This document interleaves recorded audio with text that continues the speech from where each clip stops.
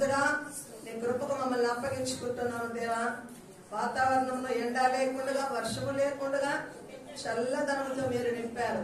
ఎంతో కృపను మా ఎడలు చూపుతున్నారు దేవా, నీకు స్తోత్రం. ఈ దినమున నాయనా నీ ప్రజలందరినీ మీరు తోడుకొని వచ్చారు. మా పిలుపుకైతే ఎవరు రారు ప్రభా.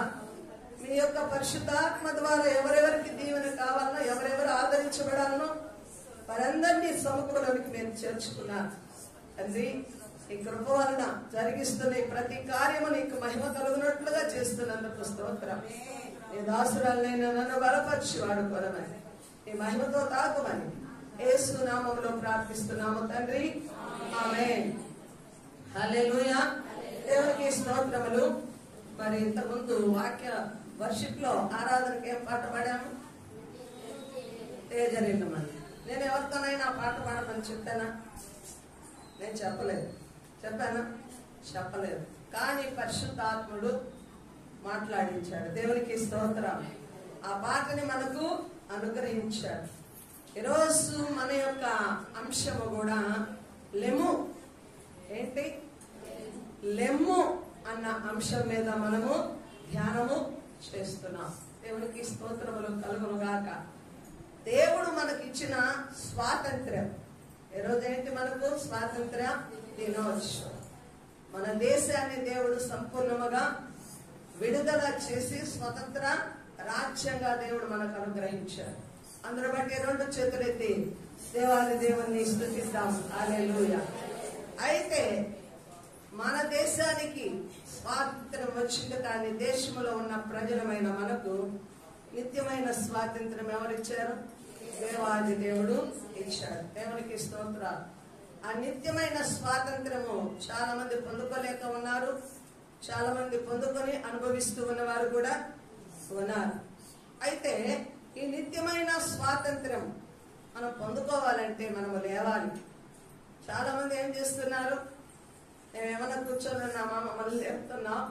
మేమేమన్నా నిద్రిస్తున్నామా? మమ్మల్ని ఏమంటున్నావు? మేమేం జాగ్రత్తగా లేమా? మమ్మల్ని నువ్వు లేపుతున్నావు అనుకోవచ్చు. చాలా మంది కూడా ఈనాటి కాలంలో నిద్రిస్తున్నారు. ఎవరు నిద్రిస్తున్నారంటే సంఘాలే నిద్రిస్తున్నాయి. ఎవరు నిద్రిస్తున్నారంటే విశ్వాసుల గుంపే, క్రైస్తవ సమాజమే నిద్రిస్తుంది. క్రైస్తవుల్ని దేవుడు లేపాల్సిన పరిస్థితి వస్తుంది.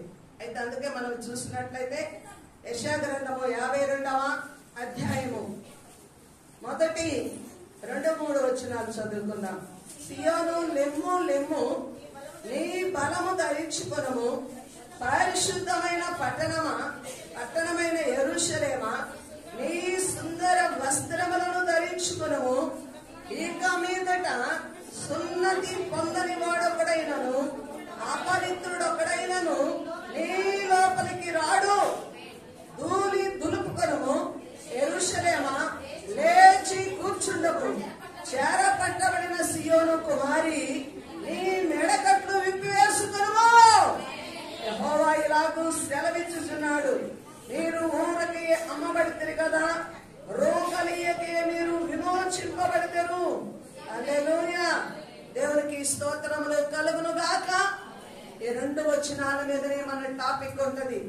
జాగ్రత్తగా మనము ఆలకించవలసిన అవసరం ఉంది. దేవునికి స్తోత్రం.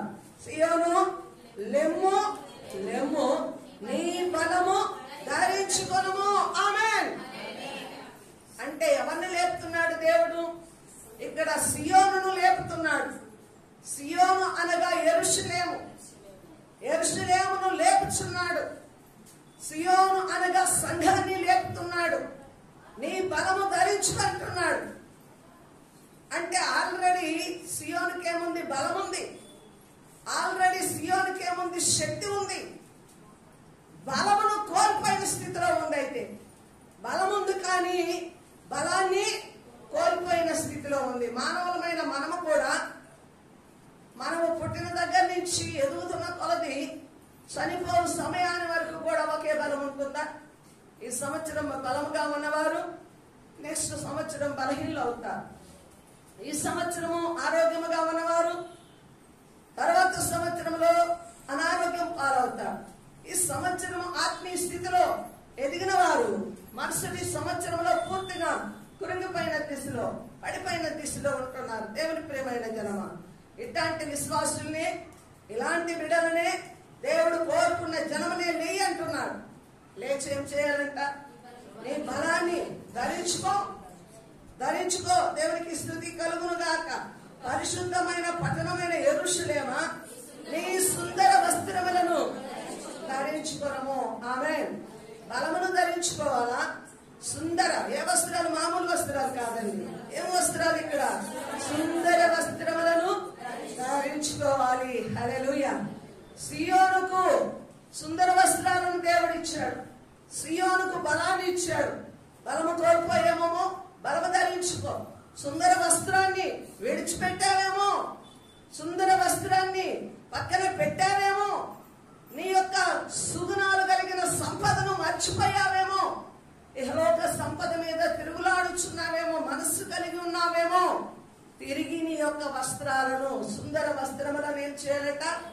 ధరించుకోవాలా. దేవునికి స్తుతి కలుగును గాక.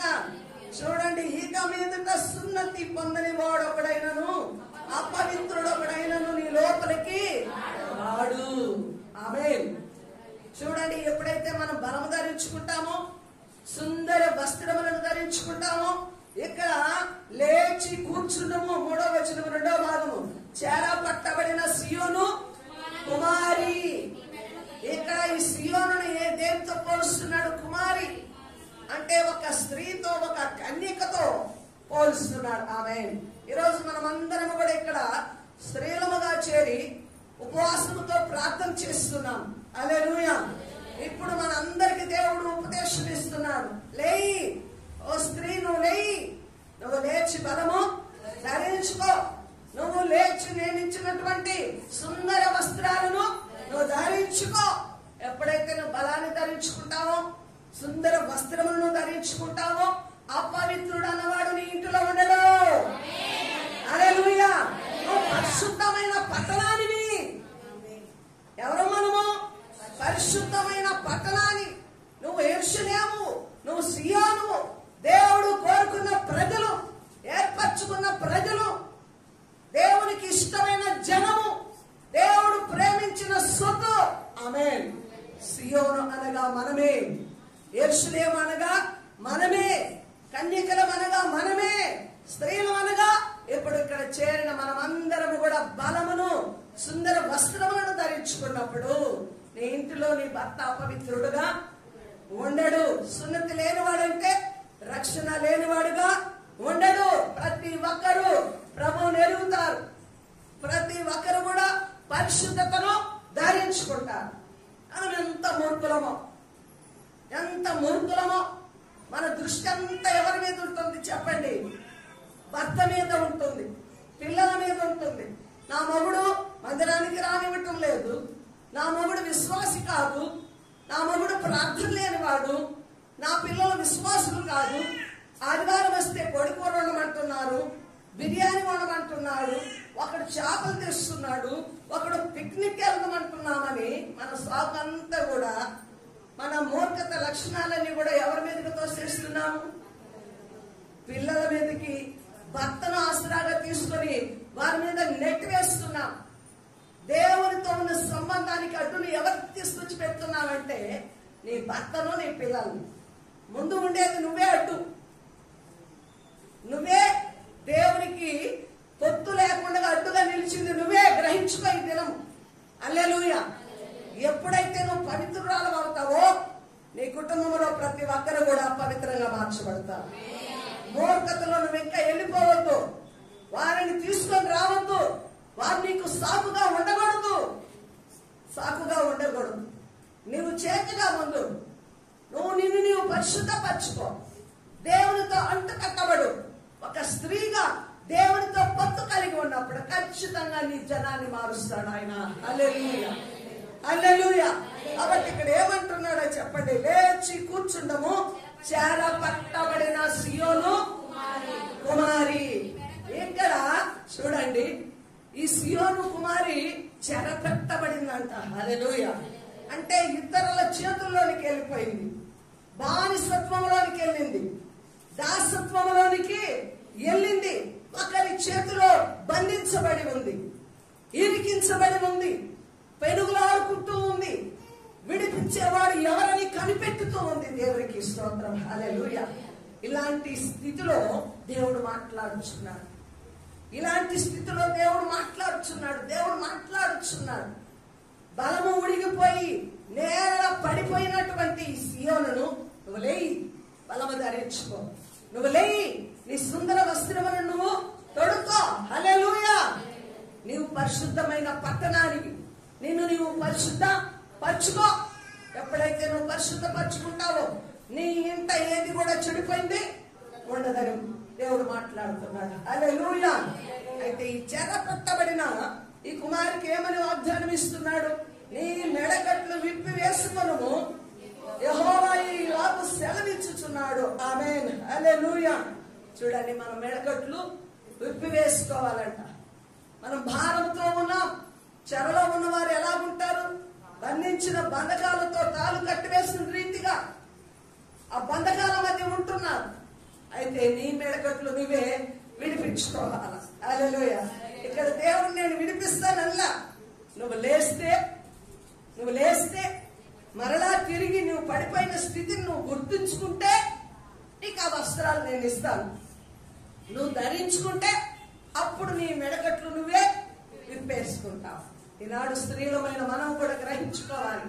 నేను ఏ స్థితిలో పడిపోయాను, నేను ఎలాగ విశ్వాస జీవితంలో ఓడిపోయాను, నేను ఎంత అపవిత్రురాలు అయిపోయాను, దేవునికి ఎంత దూరమైన బ్రతుకుతున్నాను, కష్టం వచ్చినప్పుడు ప్రార్థించాను, అనేక సమస్యల్లో దేవుని గోచారుకున్నాను, దేవుడు నన్ను బలపరుస్తున్న కొలది దేవునికి దూరం అయిపోయి దేవుని చేతిలో నుంచి, కుమ్మరివాని చేతిలో నుంచి విడిపోయిన మంటి ముద్దవలే జారిపోతూ ఉన్నాను ప్రతి క్షణము. అలాంటి స్థితిని నువ్వు గుర్తించుకున్నప్పుడు ఖచ్చితంగా నువ్వు లేవవలసిన అవసరం ఉంది. ఆమేన్. ఈరోజు స్త్రీలైన మనము కూడా ప్రతి విషయంలో ఎవరో ఒకరు పడిపోయే ఉంటారు. నేను పడిపోలేదు, నా బలం నాకే ఉంది, నేను సుందర వస్త్రాలు ధరించుకున్న వారు చేయెత్తమంటే ఒక్కరం కూడా ఎత్తలేదు. ఎత్తుతారా? నీ సుందర వస్త్రం నీకుందా? నీ బలం నీకుందా? చెప్పు. లేదు, ధైర్యం లేదు, దమ్ము లేదు అంటే నువ్వు ఓడిపోయిన స్థితిలో ఇక్కడికి వచ్చావు. అయితే దినం దేవుడు మాట్లాడుతున్నాడు. తిరిగి నువ్వు బలం పొందుకోవాలి, తిరిగి నువ్వు సుందర వస్త్రములు ధరించుకోవాలి. నీ కుటుంబాన్ని బాగు చేసుకోవాలంటే నువ్వు ఇక్కడ తీర్మానంతో ప్రభువునకు అంటు కట్టబడి వెళ్ళాలా. హల్లెలూయా. ప్రవేశమునండి దేవునికి స్తుతి కలుగును గాక. ఇక్కడ సియోను దాసిగా ఉంది. సియోను దాసిగా ఉంది. దాసి ఎలా ఉంటుందండి? రాజవస్త్రములు రాణి వస్త్రములు ధరించుకొని ఉంటున్న దాసి మురికితో మాసిపోయిన బట్టలతో చెదరిపోయిన జుట్టుతో చినిగిపోయిన వస్త్రాలతో ఉంటుంది. అయితే దాసిలాగా బానసులాగా చెర పట్టబడిన వారిలాగా ఉన్నటువంటి సియోనును దేవుడు ఏం చేస్తున్నాడో తెలుసా? ఒక రాణిగా అలంకరిస్తున్నాడు. హల్లెలూయా. దాసిగా ఉన్న మన బ్రతుకులను దేవుడు విమోచించి ఎలా ఉంచుతున్నాడంటే ఒక రాణి హోదాలో మనల్ని పెట్టాడు. అదే విమోచన, అదే విడుదల, అదే స్వతంత్రత. ఆమేన్. మన కింద ఉన్న పనివారిని మనం దాసులుగా చూస్తాం. వారు మన కట్టడిలో ఉంటారు, మన మాట కింద అణిగిమణిగి ఉంటారు. అయితే మన ఇంటి పిల్లలు స్వతంత్రులుగా ఉంటారు. హల్లెలూయా. ఇంటి కుమారునికి వేరు, అలాగే దాసుల పిల్లలకు వేరు పరిస్థితి. దేవునికి స్తోత్రం. అలాగే మనము కూడా చెర పట్టబడిన స్థితిలో ఉన్న మనము ఈనాడు విమోచింపబడి ఎలాగున్నామో తెలుసా? ఒక రాణి వలె దేవుడిచ్చిన ఆ సుందర వస్త్రములను ధరించుకొని మనము నిలిచి ఉన్నాము. దేవునికి స్తోత్రాలు. అంటే ఈ రోజు మనము నూతనత్వం పొందుకోవాలి, పునరుజ్జీవము పొందుకోవాలి, పునరుద్ధరణ జరగాలి. హల్లెలూయా. ఎందుకు వచ్చావు ఇక్కడంటే కేవలము నీ విన్నపాలు దేవుని దగ్గరికి తేవడమే కాదు, నీలో ఏం జరగాల? నూతనత్వము జరగాల, పునరుద్ధరణ జరగాల, కోల్పోయింది పొందుకోవాలా, పడిపోయిన నీవు లేవాలా. హల్లెలూయా. నిద్రిస్తున్న నీవు లేయాలా. దేవునికి స్తోత్రము కలుగును గాక. హల్లెలూయా. చూద్దాం. మరి గమనించినట్లయితే ఆ లేవి కాండము 25వ అధ్యాయము 10వ వచనం చూద్దామండి. లేవి కాండము 25వ అధ్యాయం 10వ వచనం. అనగా 50వ సంవత్సరమును సిద్ధపరిచి నీ దేశవాసులందరికీ విడుదల కలిగినదని చాటింపవలెను. అది మీకు అప్పుడు మీలో ప్రతివాడు తన స్వాస్థ్యమును తిరిగి పొందవలెను. ప్రతివాడు తన కుటుంబమునకు తిరిగి రావలెను. ఇక్కడ మనము గమనిస్తే దేవుడు ఇశ్రాయేలు ప్రజలకు ఒక సునాద సంవత్సరము అన్నదాన్ని, జూబిలీ సంవత్సరం అన్నదాన్ని నిర్ణయించాడు. అంటే వారి పొలములకు పంటలు వేయకుండా కొంతకాలం వారి భూమిని ఎలాగుండాలంట, విశ్రాంతిలోనికి వదిలివేయాలి. దానిలో దేవుడు మొలిపించిన మొక్కలను ఆహారముగా పేద ప్రజలకు కానీ తినడానికి కానీ ఆ యొక్క మొక్కలనే వారేం చేయాలి, భుజించాల. పొలాన్ని దున్నకూడదు, విత్తనము విత్తకూడదు, పంటను ఇంటికి తెచ్చుకోకూడదు. దేవుని యొక్క చట్టము. అయితే ఈ చట్టాన్ని ఇశ్రాయేలు ప్రజలు ఏం చేశారంటే ఆజ్ఞ పాటించకుండా తిరస్కరించి ప్రతి ఏటా కూడా భూమికి ఆ యొక్క విశ్రాంతిని ఇవ్వకుండా వాళ్ళు అలాగే ఆ యొక్క క్రమాన్ని పాటించకుండా విడిచిపెట్టారు. కాబట్టి ఇశ్రాయేలు ప్రజలను దేవుడు కోపించి కొంతకాలము వారిని చెరలోనికి తీసుకుని వెళ్ళినప్పుడు వారి పొలములన్నీ ఎలాగున్నాయి, బీడుగా ఉన్నాయి. అలాగా భూమిని దేవుడు విశ్రాంతిలో నిలిపాడు. దేవునికి స్తుతి కలుగును గాక. హల్లెలూయా. ఈ రోజు చెరపట్టబడినటువంటి ప్రజలైన మనమును కూడా దేవుడు ఏం చేస్తున్నాడు, విడుదల సంవత్సరంగా మనకి ఈ దినం ప్రకటించాడు. హల్లెలూయా, హల్లెలూయా. ప్రతి ఒక్కరు కూడా ఈ దినమున విడుదల పొందుతున్నారు, విడుదల పొందుతున్నారు, విడుదల కలుగుతుంది. దేవునికి స్తుతి కలుగును గాక. ఎందుకని ఇశ్రాయేలు ప్రజలను చెరలోనికి తీసుకుని వెళ్ళాడంటే దేవుడిచ్చిన ఆజ్ఞను వారు పాటించలేదు కనుక వారికి అలాగైన బుద్ధి చెప్పాలని. ఇప్పుడు మనము కూడా, మనకు దేవుని యొక్క చట్టం ఉంది, పరిశుద్ధ గ్రంథం ఉంది. పరిశుద్ధ గ్రంథము చొప్పున మనము నడుచుకోలేనప్పుడు దేవుడు ఏం చేస్తాడో తెలుసా, శత్రువుకు అప్పగిస్తాడు. అలాగైనా నీకు బుద్ధి వస్తుందేమో, ఒక రోగం వచ్చినప్పుడైనా నీకు బుద్ధి వచ్చి మళ్ళా దేవుణ్ణి తెలుసుకుంటావేమో, ఒక కష్టం వచ్చినప్పుడు దేవుడు నీకు అర్థమవుతాడేమోనని అలాగా కొన్ని యొక్క సమస్యలను మన జీవితాలలోనికి తెచ్చిపెడతాడు. కాబట్టి గ్రహించుకోవాలా, ఎందుకు మనం చెరలోనికి వెళుతున్నామంటే దేవుని యొక్క భయము లేకపోవడం ద్వారా. సియోను కుమారి, నిన్ను చెరలో నుంచి నేను విడుదల చేస్తున్నాను, నీ బలము ధరించుకో, నీ సుందర వస్త్రములను నువ్వు ధరించుకో. నువ్వు ఎప్పుడైతే వీటిని ధరించుకుంటావో అపవిత్రుడు అన్నవాడు నీ గుడారములో ఉండడు. ఆమేన్. ఈరోజు స్త్రీలైన వారు బలము కలిగి ఉండాలి, పరిశుద్ధాత్మ శక్తితో నింపబడిన వారై ఉండాలి, ప్రార్థనా బలముతో నింపబడిన వారై ఉండాలి. సుందర వస్త్రములు అంటే దేవుని యొక్క భక్తి, భయము, పవిత్రత కలిగిన వస్త్రాలను మనం ధరించుకున్నప్పుడు ఖచ్చితంగా నీ కుటుంబంలో నీ పిల్లలు, నీ భర్త, నీ సొత్తంతా దీవెనకరంగా మార్చబడుతుంది. ఆమేన్. ఇలాగ చెరలో ఉన్న మన బ్రతుకులను దేవుడు విడిపించి మనకి ఏమి ఇచ్చాడనగా స్వతంత్రతనిచ్చాడు, స్వేచ్ఛనిచ్చాడు. దేవునికి స్తోత్రములు. హల్లెలూయా.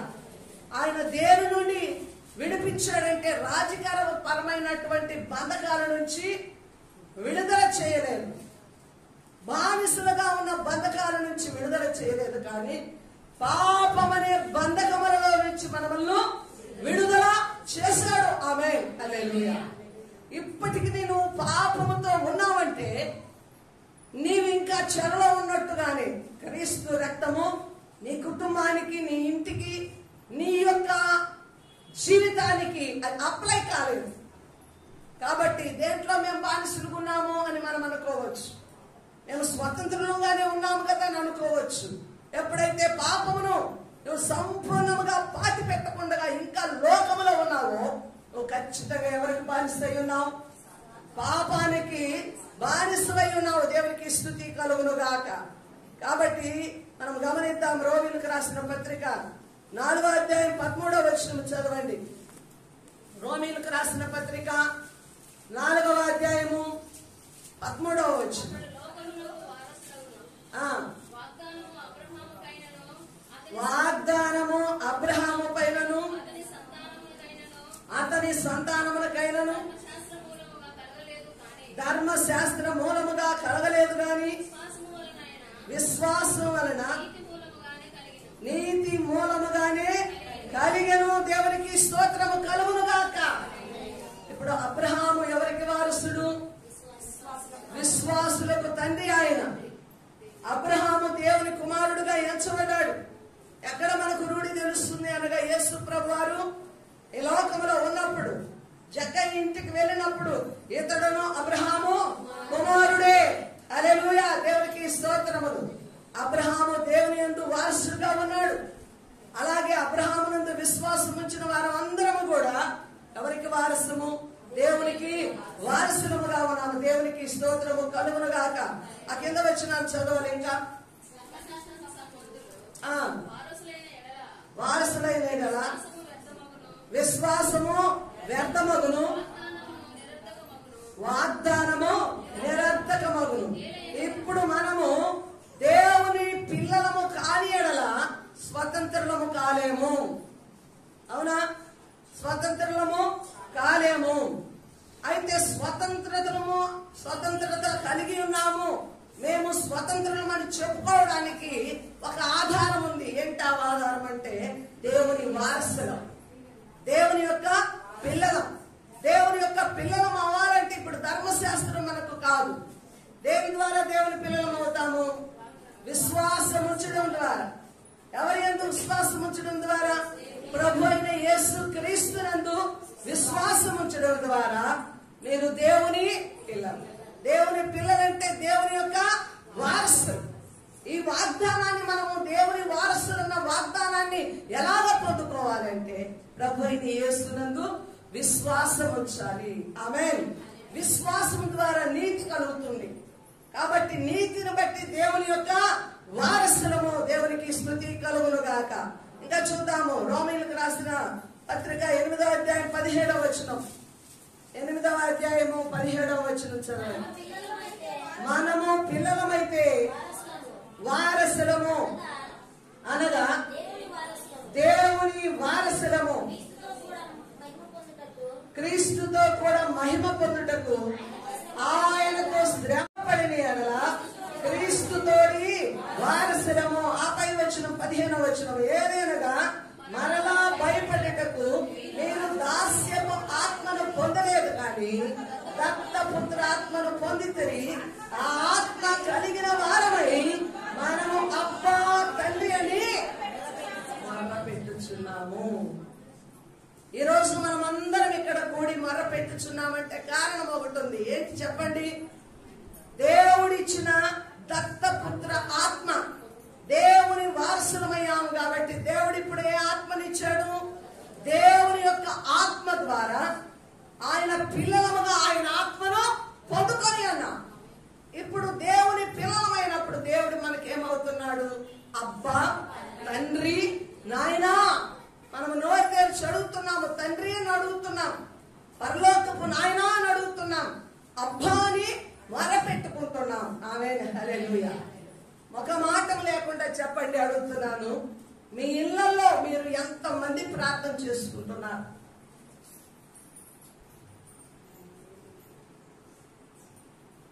సరే, ఎక్కడైనా ఇలాగా సహవాసంలో ప్రార్థన చేయమంటే ఎంతమంది ధైర్యంగా ప్రార్థన చేస్తారు?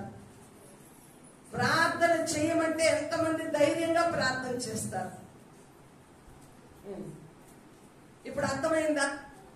వ్యక్తిగతంగా ప్రార్థన చేసేవారు ఎంతమంది అంటే చాలా మంది ఎత్తారు.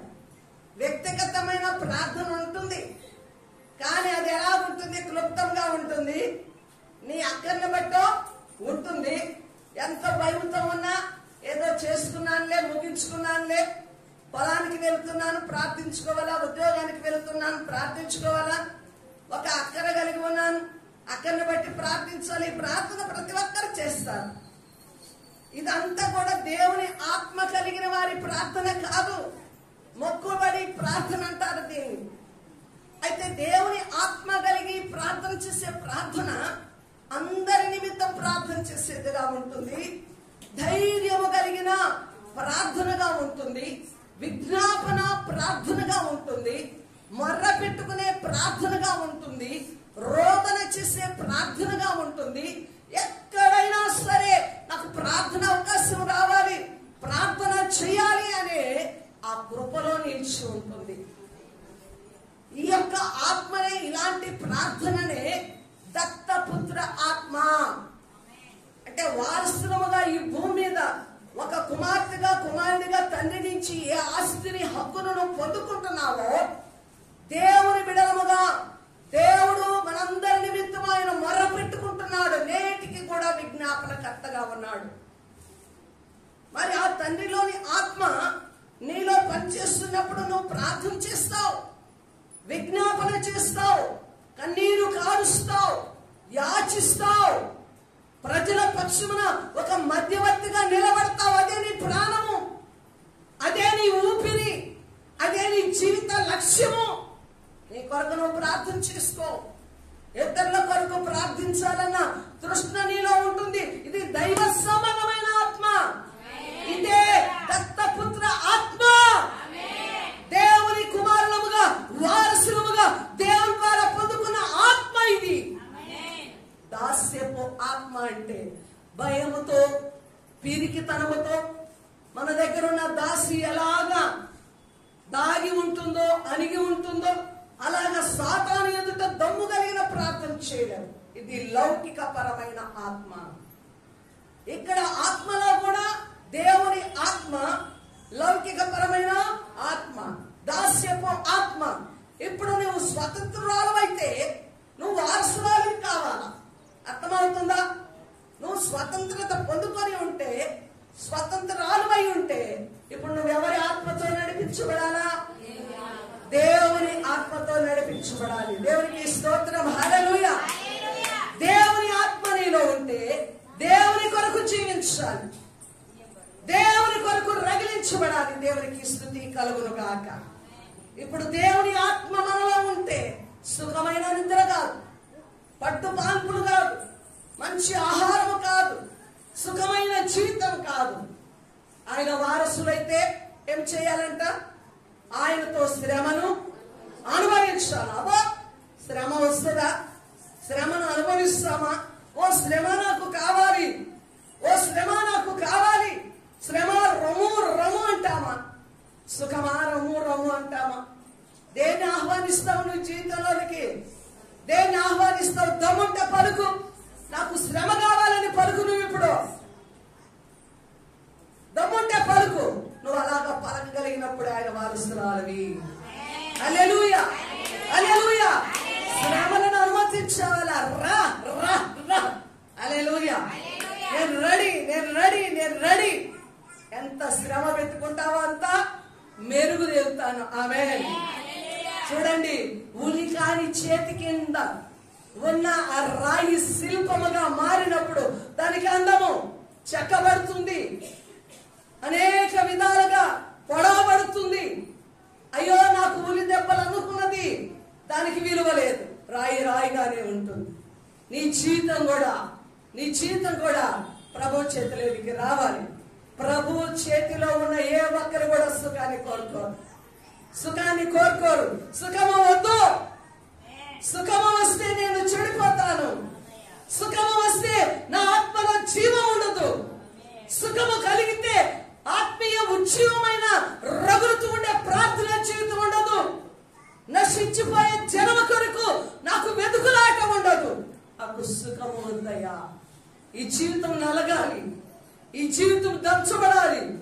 శ్రమల రోగాల మధ్య నేను నలగగొట్టబడుతున్నప్పుడు ఆ గింజ షైన్ అవుతుంది. హల్లెలూయా. లేకపోతే పొట్టుగా ఉన్న విత్తనాన్ని ఒకరికి ఆహారముగా పంచి విశ్వాసము కూడా అలాంటిదే. ఆమేన్, ఆమేన్, ఆమేన్. నీ జీవితంలో శ్రమలను అనుమతించు చూడు, శ్రమలో కోరుకోవాలని చూడు.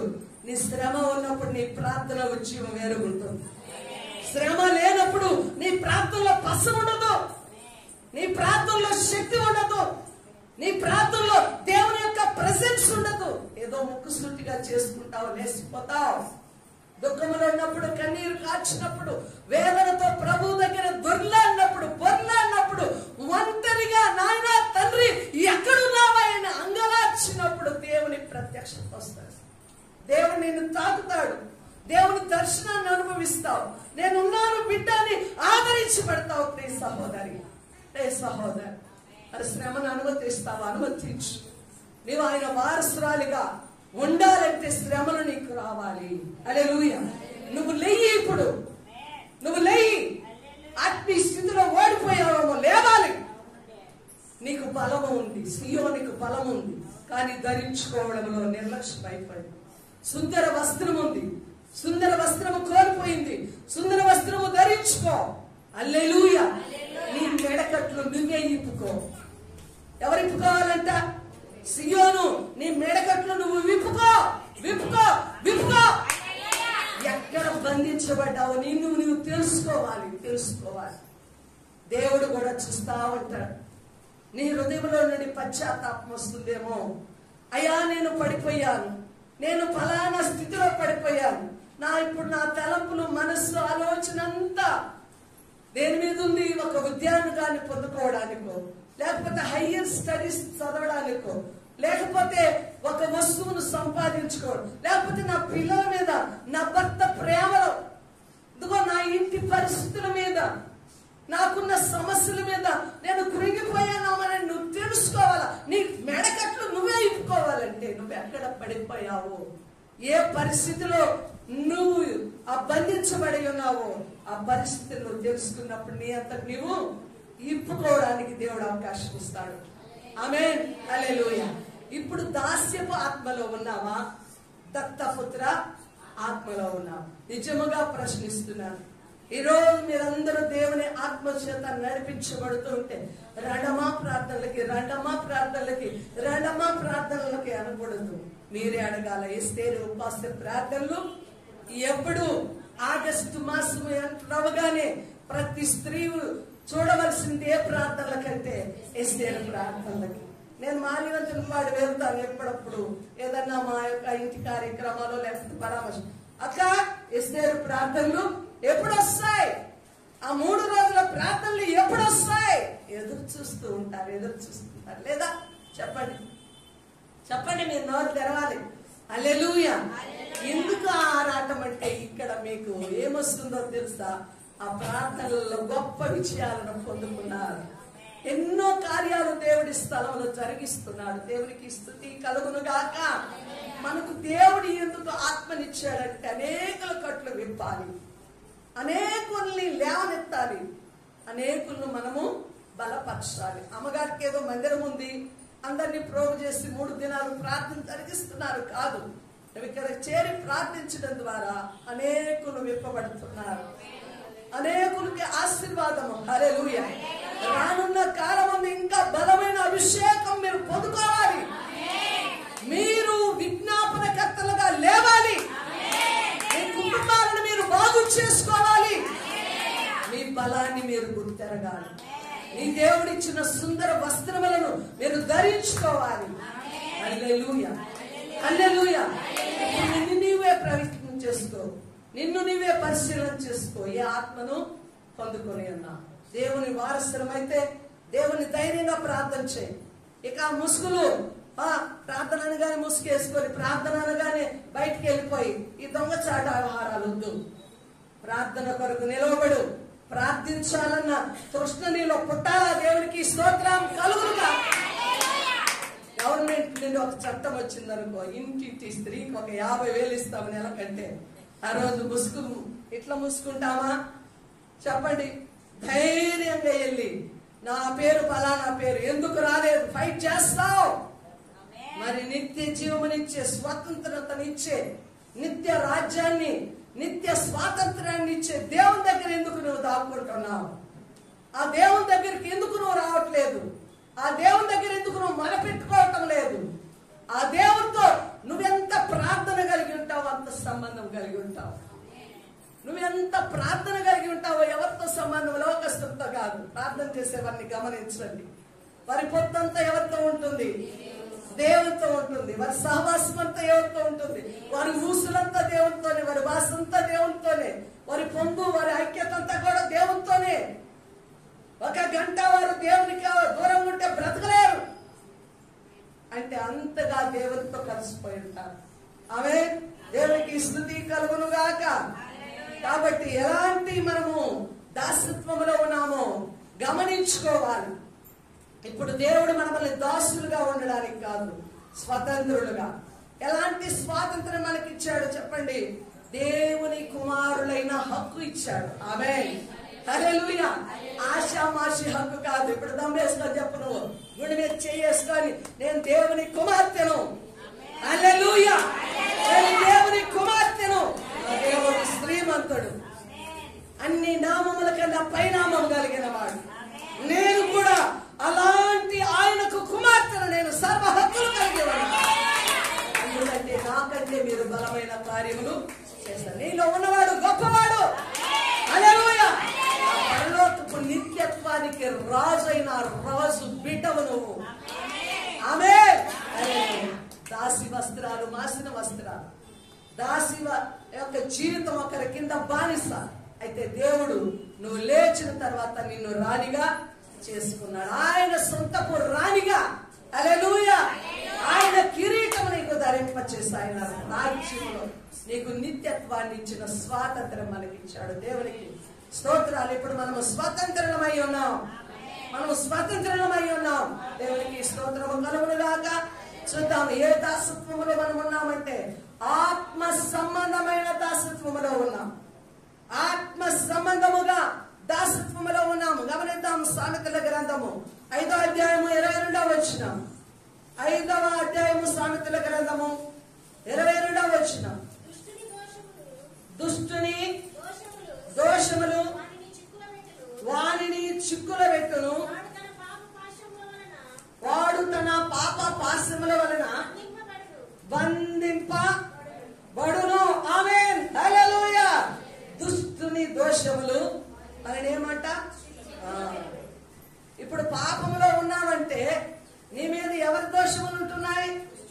దుష్టుని దోషములు నిన్ను చిక్కుపట్టి ఉన్నాయి. దుష్టుని చేతిలో ఉన్నాయి. చిక్కులో ఉన్నావు, ఇరుకులో ఉన్నావు. ఎవరు వచ్చి విడిపిస్తారా? ఈ చిక్కుని ఎవరు విప్పుతారా? హల్లెలూయా అని ఎదురు చూస్తున్నావు. ఇంకా 2వ వచనం, దాని కింద వచ్చినది కాదమ్మా. వాడు తన పాప పాశముల వలన బంధింపబడును. ఇప్పుడు ఏ చెరలో ఉన్నాం మనము? ఏ దాసత్వంలో ఉన్నామంటే పాపం అనే పాశములో మనము బంధింపబడ్డాము. హల్లెలూయా. దేవునికి స్తుతి కలుగును గాక. ఇప్పుడు మనలో నుంచి ఏం వెళ్ళిపోవాలి? పాపము వెళ్ళిపోవాలి. అబ్బా మేము పాపంలో ఉన్నామా? ఏమమ్మా నీకేమైనా దర్శనాలు కలుగుతున్నాయా? మేము ఏ పాపములు ఉన్నాం? మేమందరం పరిశుద్ధులమని చెప్పగలరా? పాపం అంటే వ్యభిచారం పాపం అనుకుంటాం, ఇతరుని కొట్టడం పాపం అనుకుంటాం, దూషించడము పాపం అనుకుంటాము, నిందించడము పాపం అనుకుంటాం, ముసలమ్మ ముచ్చట్లాడడము పాపం అనుకుంటాం. పాపం అంటే దోచుకోవడం, దొమిడితనం చేయడం, అసూయ ద్వేషాలు కలిగి ఉండడం పాపం అనుకుంటాం. అయితే నేను ఒక్కటి చెబుతున్నాను, నువ్వు చేసే పాపం చాలా భయంకరమైనది. ఈరోజు అనేకులు ఆ పాపంలో చిక్కుబడి ఉన్నారు. ఏం పాపం చెప్పండి? ఏం పాపము? మనము చేసే పాపం ఏం పాపం అంటే క్రైస్తవ విశ్వాసకుండి ఒక స్త్రీగా ఉండి, క్రైస్తవ కుటుంబంలో ఉండి, సంఘములో ఎదుగుతూ ఉండి ప్రార్థన చేయకపోవడమే గొప్ప. అది ఎప్పుడు మన మనసులోకి వస్తుందా? ఎవరికైనా అర్థమైందా? పాపం అంటే వ్యభిచారం, పాపం అంటే దోచుకోవడం, దేవుని ఆజ్ఞను ఆజ్ఞించడం. ఎందుకు చెప్పగలుగుతున్నానంటే ప్రార్థన చేయకపోవడం పాపం. నువ్వు ఎప్పుడైతే ప్రార్థన లోపం ఉంటుందో నువ్వు పాపిగానే ఉంటావు. పాపే.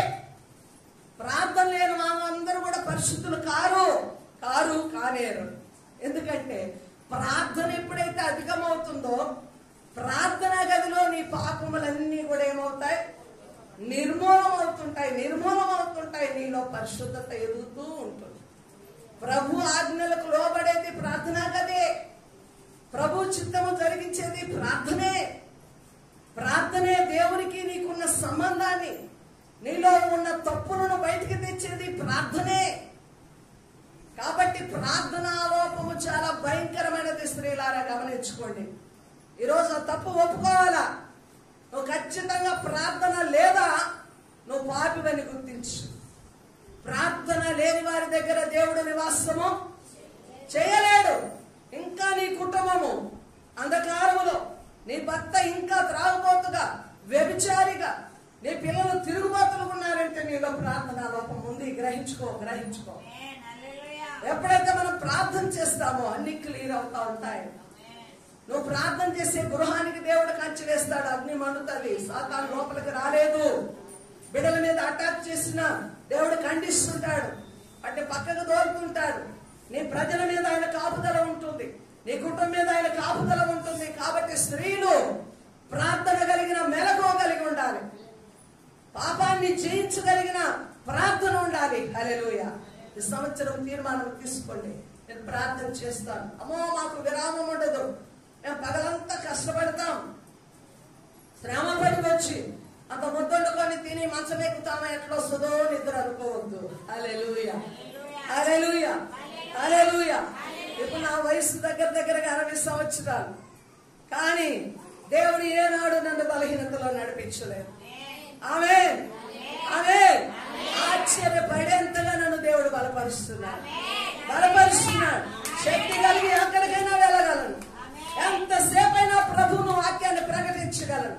ప్రభు కొరకు ఎంతసేపైనా ఎవరి కొరకైనా ప్రార్థించగలిగిన కృపనిచ్చాడు. ఆమేన్. ఎక్కడ పొందుకున్నా నా ప్రార్థన ఆత్మ, ప్రార్థన ద్వారానే ఆ శక్తి నాకు. హల్లెలూయా. ఆయన అన్నాడు, వాళ్ళంతా నడిచిపోయింది నాకు. ఈ అమ్మాయి వయసులో రెస్ట్ తీసుకోకుండా ఈ వయసులో ఎందుకమ్మా నువ్వు పరిగెత్తుతావంటే ఈయనెవరు ఆయన నన్ను నీరసపరుస్తున్నాడు. నేను 80 సంవత్సరాల నా ఆఖరి పాపం వరకు కూడా నేను కుర్చీలో కూర్చొని వాక్యాన్ని ప్రకటించాలి. నా ఆశ, నా తీర్మానం అది. అంటే మానవులు నిరాశపరిచిన ఈ ఆత్మ అంతకంతకు రగులుతూ ఉంటది.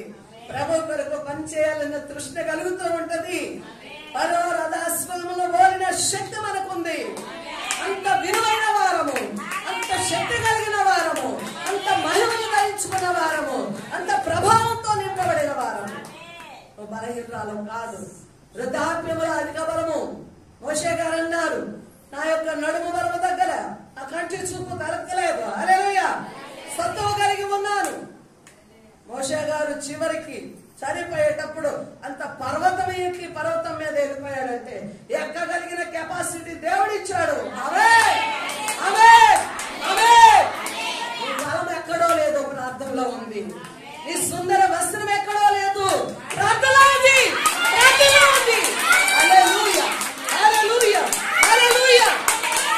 ప్రార్థనాత్మ మండాలి. ప్రార్థించు, గంటల కొద్ది ప్రార్థించు. ప్రార్థన సమయాన్ని ఏర్పరచుకో. నీ ఇంట్లో ప్రార్థన ధూపము రగులుతుండాలా. హల్లెలూయా. కన్నీరు కాచు. నీ బిడ్డలకు చెప్పు, నీ భర్తకు చెప్పు, ఇది నా ప్రార్థనా సమయం, ఇది నా ప్రార్థనా సమయం. హల్లెలూయా. అని అంటుంటారు, నువ్వు షుగర్ పేషెంట్, ఎందుకు ఉపవాసాలు ఉంటావు? నీ ఒకవేళ ఏమన్నా నాకేమి కాదు, ఒకవేళ నేను సచ్చిన సంతోషమే. ఉపవాసం లేకుండా నేను ప్రార్థనలు చేయలేను. నేను ఉపవాసం ఉండాల్సిందే. నా యొక్క శక్తి ఆ ఉపవాసమే. నా యొక్క శక్తి ప్రార్థనా గదే. నా ఆధారము ప్రార్థనే. నా ప్రేమ, నాకున్న బంధము ఈ లోకంలో ఒకటి ఉందంటే నా దేవుడే. ఆ బంధం నా ప్రార్థనా గది. ఆ బంధము తెగిపోతే నేను బ్రతకలేను. ఆ బంధము దగ్గర నేను ఓడిపోతే నా జీవిత ప్రయాణం ఆగిపోద్ది. హల్లెలూయా. నాకు ఆధారము దేవుడు, నా శక్తి దేవుడు, నా బలము దేవుడు, నా స్నేహము దేవుడు, నా ఊపిరి దేవుడు. అదంతా నా ప్రార్థనలోనే. ఇది నీకు అనుభవించి చెప్తున్న సాక్ష్యం. దేవునికి స్తోత్రం. నీకు ఒక ప్రార్థన సమయం ఉండాలా. హల్లెలూయా. బిడ్డలారా డిస్టర్బ్ చేయకండి. భర్త డిస్టర్బ్ చేయకు, నేను వెళ్తున్నాను నా గదిలోనికి, నా దేవునితో నేను సహవాసం చేసుకోవడానికి వెళ్తున్నాను, నా దేవునితో నాకు పొంద అవసరం. మీరందరూ కాముగుండండి, కొద్దిసేపు నేను దేవునితో గడపాలి చెప్తాను. నేను మీరు ఈరోజు సుఖంగా ఉన్నారంటే ఆ ప్రార్థనే. ఏంటమ్మా రాత్రి లేస్తావు, తెల్లవారుజాములు లేస్తావు, నీ వయసు ఎంత, నువ్వు ఎప్పుడు కన్నీరు గారుస్తూ 4 గంటలకు లేసి 5 గంటలకు లే, ఆ ప్రార్థన ఆగిపోతే మీరుండరు, నేనుండను. ఆ బిడ్డలతో చెప్తాను, ఈ ప్రార్థనే మిమ్మల్ని ఈ స్థితిలో కాపాడింది, ఈ ప్రార్థనే మన కుటుంబాన్ని ఇలా ఉంచింది, లేకపోతే నీ అబ్బా లేడు మీరు లేరు అని చెప్తాను నేను. అవును, ఆమేన్, హల్లెలూయా, హల్లెలూయా. అది మీ జీవితాలలో నింపుకోండి దేవుని ఆత్మను.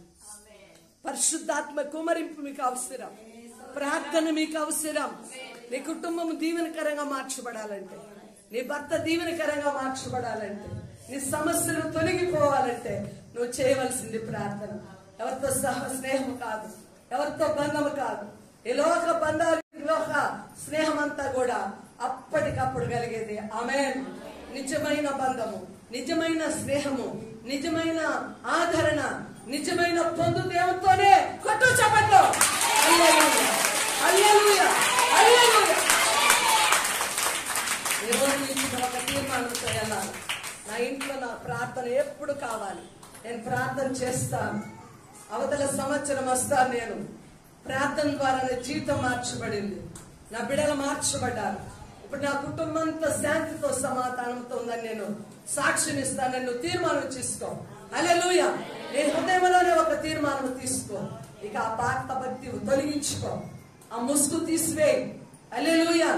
ప్రార్థన అంటే భయము, ప్రార్థన అంటే సిగ్గు, ప్రార్థన అంటే ఒక గుంపు ఉంది, ఆ యొక్క బాధ చదువుకున్నది, ఆ యొక్క చేస్తుంది, మేమందరం ముసుగులు వేసుకొని నిద్రపోతాం. ఇది కాదు. ప్రతి స్త్రీ ప్రార్థించాలి. చేస్తారా?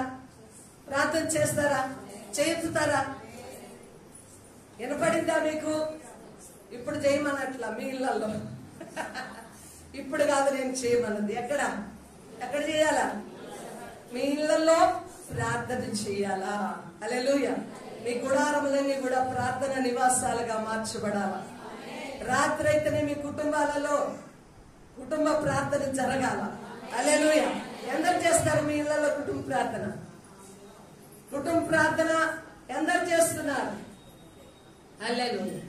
మిగిలిన వారికి కుటుంబాలలో ప్రార్థన లేదు. ఏం చెప్తారు? ఇప్పుడు మీరు ఇచ్చే ఆన్సర్ నాకు తెలుసు. కుటుంబ ప్రార్థన అంటే నా భర్త ఎప్పుడో 10కో 11కో వచ్చి తింటాడో తిండో నిద్రపోతాడు. కుటుంబ ప్రార్థన అంటే నా పిల్లలు వీధుల్లో తిరుగుతుంటారు, అక్క ఆడుతుంటారు, నేను ఒక్కదాన్ని. నీ పిల్లల్నే కూర్చొని పెట్టుకో, నువ్వే చెయ్యి, ఒక పాట పాడు. నీ పిల్లలు చదవగలిగిన వాళ్ళు ఉంటే నువ్వు మొరటాడమైనా వాళ్ళ చేత వాక్యాలు చదివించడం నేర్పించు. రోజుకొకరు ప్రార్థన చేయడం ప్రారంభించాలి. హల్లెలూయా. కుటుంబ ప్రార్థన చాలా ఆశీర్వాదకరం. ఆమేన్. నేను కూడా పల్లెల్లో నుంచి వచ్చిన దాన్ని, కానీ మా పాస్టర్ గారు మాకు ఒక పద్ధతి నేర్పించారు. ప్రతి కుటుంబము 7 అయిన వెంటనే, పొద్దు ముగిన వెంటనే కుటుంబ ప్రార్థన వాళ్ళ ఇళ్లలో ఉండాలా. ఆమేన్. హల్లెలూయా. ఎవరైనా గృహంలో ప్రార్థన స్టార్ట్ అయిందంటే ఏం చేస్తాం? టైం అయింది. అప్పట్లో టయాలు లేవు కదా, చీకటి పట్టమే, ఇక పొదువుకింది, తిని మంచం ఎక్కాల. అయితే ఎవరింట్లోనైనా పాట వినపడిందంటే ఇక స్టార్ట్ అయింది ప్రార్థన కూడిక. అప్పుడు మా తల్లి తండ్రి కూడా విద్య లేని వారు, చదువులేదు, కానీ నేను మా చెల్లెలు పాటలు పాడి వాక్యం చదివితే రోజుకొకరు ప్రార్థన. ఇప్పుడు మా యొక్క పల్లె అంతా కూడా దీవించబడ్డది. ఆమేన్. మా ఊర్లో ఉన్న చదువులు ఆ చుట్టుపక్కల కూడా ఎక్కడా లేవు. ఆడపిల్లలైనా ఎక్కడికి వెళ్ళినా వారు సమృద్ధి దీవెలుతున్నారు, మగ పిల్లలు ఎక్కడికి వెళ్ళినా సమృద్ధి. ఆ కాలం ముందు జరిగింది అది. మరి ఇప్పుడు ఎట్లా ఉందో నాకైతే తెలియదు. అంటే మేమున్న పరిస్థితిలో కుటుంబ ప్రార్థనలు కలిగి ఉన్నాం కాబట్టి దీవించబడ్డాం. హల్లెలూయా. ఎప్పటికి కూడా మా ఇంట్లో అయిన 2 గృహాలు వారు ప్రార్థన చేస్తుంటారు, పాటలు పాడతారు, కుటుంబ ప్రార్థన జరిపించుకుంటారు. నాకు చాలా సంతోషం. హల్లెలూయా, హల్లెలూయా. ఈ 2 కుటుంబాలు రాత్రి అయితేనే పిల్ల పెద్ద చేరి పాటలు పాడుతూ ప్రార్థన చేయడం మా కింద దాకిన పడుతుంది. ఎంత సంతోషం, ఎంత సంతోషం. ఈ గృహాలు ప్రార్థన నిలయముగా మారాలన్నదే దేవుని యొక్క ఆశ. హల్లెలూయా, హల్లెలూయా. బోధకుడు ఎప్పుడు కూడా అమ్మగారు ఏదో చెప్తున్నారు అనుకోకూడదు. సత్య వాక్యము ఎప్పుడు కూడా ఎక్కడి నుంచి వస్తుంది? దేవుని యొద్ద నుండి రప్పించబడుతుంది. దేవుని చేత బోధించబడి ప్రజలకు ఏమి కావాలో దేవుని సన్నిధానంలో కనిపెట్టుకొని ప్రకటించేదే సత్యమైన బోధ. అది మనుషుల మహిమను గాక దేవుని మహిమపరిచేదిగా ఉంటుంది. ఆ వాక్యము ప్రజలను వెలిగిస్తుంది. ఇప్పుడు మీకు ఇది అవసరం. హల్లెలూయా. మీ అక్కర్లు తీరుట కంటే మీరందరూ కూడా స్త్రీలైన వారు ప్రార్థనాత్మతో మండడం ఆశీర్వాదము. ఆమేన్. హల్లెలూయా, హల్లెలూయా. దేవుడు అది మాకు బోధించాడు, ఆ గ్రహింపునిచ్చాడు.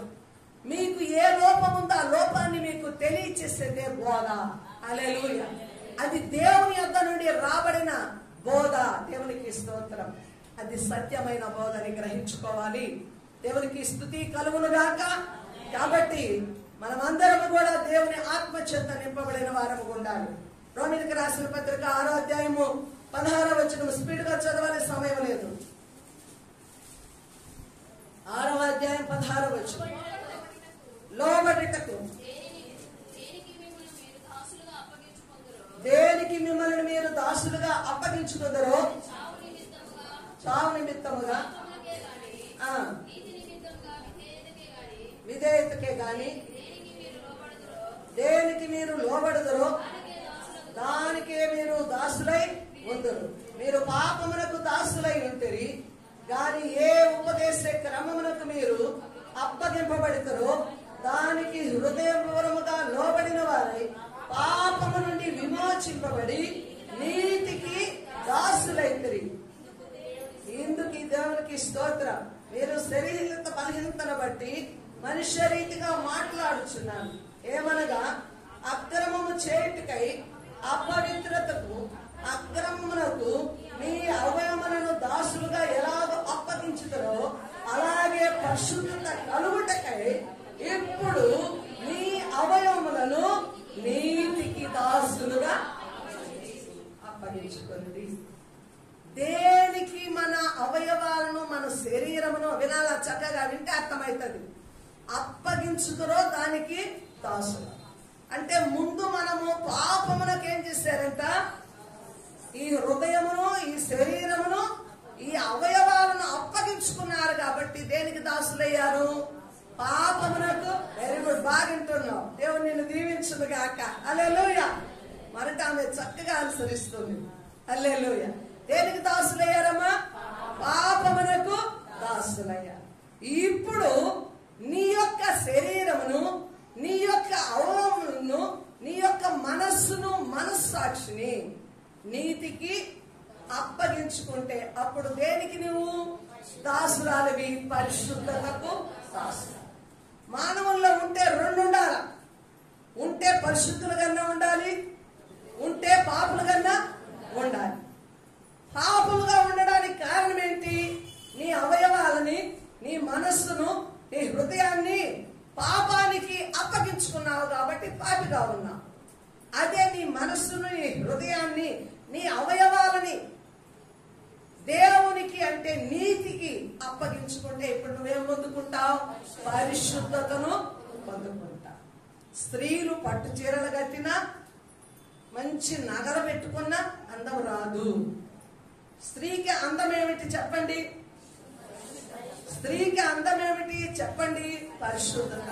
పురుషునికైనా అందం ఏమిటి? పరిశుద్ధత. సంఘానికి, విశ్వాసికి అందము పరిశుద్ధత. కాబట్టి ఇప్పుడు నీ చేతిలోనే ఉంది నీ జీవితము. ఆమేన్. హల్లెలూయా. నువ్వు దేనికి అప్పగించుకుంటావో దానికి దాసుడు అవుతావు.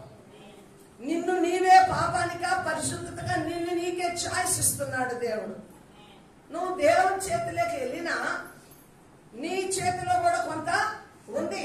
ప్రభువా, నన్ను పాపానికి అప్పగించుకు, దాన్ని తెలుసుకున్నాను, ఇప్పుడు దూరంగా ఉండాలా, దాన్ని ఖండించాలా, ఇప్పుడు నీతిమంతుడైన నీ వాక్యానికి నేను దాసురాలనై ఉండాలని నిన్ను నీవు కంట్రోల్ చేసుకున్నప్పుడు, నిన్ను నీవు దేవుని స్వాధీనంలోనికి ఆయనకు అప్పగించినప్పుడు ఏమొస్తుంది? నీకు పరిశుద్ధత వస్తుంది.